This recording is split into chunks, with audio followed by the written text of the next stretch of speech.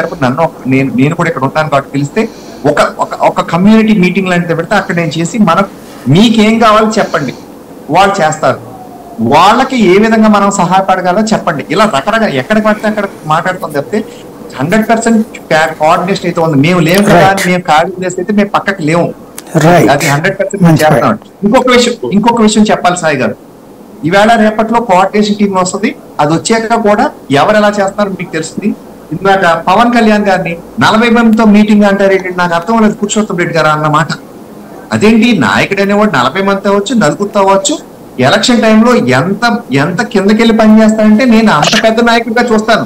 4 గదుల్లో ఉండి ఓ చీటీ రాసేసి ఏదో 5 రెడ్లకు ఇచ్చేసి చెప్పండి లిస్ట్ రిలీజ్ చేయండి అంటే అదైతే నేను ఒప్పుకోనండి. అది కూడా డెమోక్రటిక్ సిచ్యువేషన్ లో, డెమోక్రటిక్ స్టేజ్ లో ఉన్న ఏ పార్టీ అయినా సరే అది పెత్తందారీ పార్టీ అంటాను, అది లిమిటెడ్ కంపెనీ పార్టీ అంటాను. మాది ఎలాగుంటుంది అనేది మీకు చాలా సార్లు చెప్పాను. ఇప్పుడు టైం కూడా సరిపోతుంది ఎక్స్ప్లెయిన్ చేస్తే సాయి గారు.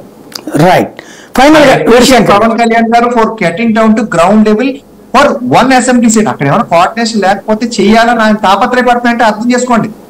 ఇంకొక మాట కూడా చెప్పారు వీరశంకర్ గారు, పవన్ కళ్యాణ్ గారు పిఠాపురంలో గెలవకూడదని 30 దాడి చేస్తాడు. ఒక్కడని పైకి నుండి చెప్తాను. ఒక్కొక్క మండలానికి ఒక మంత్రి, ఇంకొక మండలానికి ఒక ఎమ్మెల్యే, ఇంకొక మండలానికి ఒక ఎంపీని దింపి ఆయన ఓడగొట్టాలని చూస్తారు. అది కాక వేరే నాయకులను కూడా తీసుకుని వేరే కుల నాయకులు అని చెప్పే వాళ్ళని కూడా దింపి, కానీ ఆయన ఆ ఒక్క కులానికి ఆయన చేసిన కుల సభలకి ఎవరు సపోర్ట్ ఇచ్చారనే లెటర్లు కూడా బయట పెట్టేశారు. ఎవరు భోజనాలు పంపేశారని చెప్పమంటారా? అది కూడా చెప్తాను. చంద్రశేఖర్ రెడ్డి గారు నాకు పెట్టారు. అంటే వైసీపీ నాయకుడు కాపు కులానికి మీటింగ్లు పెట్టారు. అంటే యూజువల్ గా నేను కులాల కోసం మాట్లాడడం నాకు ఇష్టం ఉంటుంది సాయి గారు. బట్ ఇక్కడ ఆయన అన్నారు కాబట్టి ఆయన చెప్తాను, దయచేసి మీరు అలా చెప్పద్దు. 100% కోఆర్డినేట్ బీజేపీ, అందులో బీజేపీ ప్లస్ జనసేన అన్నారు.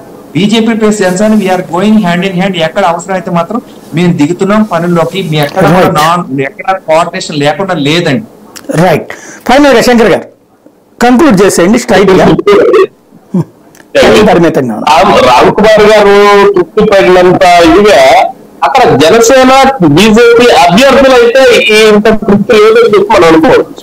ఎందుకంటే టీడీపీ సహకారం అనేది రామ్ కుమార్ గారు చెప్తున్నారు. ఎందుకంటే ఆయన బీజేపీ ఉద్యమ పార్టీ నుంచి వచ్చినారు. బీజేపీకి స్థానిక వరకు నుంచి ఉన్నవాళ్ళు రామ్ కుమార్. ఎందుకంటే కార్యకర్తగా ఉండి ఇప్పుడు వరకు నాయకులైన నాయకులు.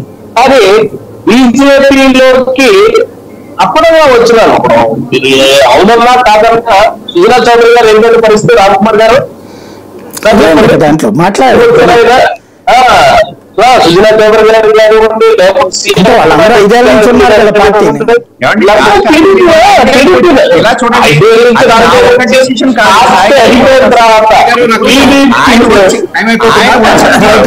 రామ్ కుమార్ గారు వీరశంకర్ గారు రామ్ కుమార్ గారు చెప్పండి అంటే ఇది నా డెసిషన్ కాదు. ఆయన 5 ఏళ్ల క్రితమే వచ్చాము, పార్టీలో ఉండి పార్టీ కోసం పనిచేసి ఇన్నాళ్ళు చేశారు. దానికి ఫలితంగా ఇచ్చారు.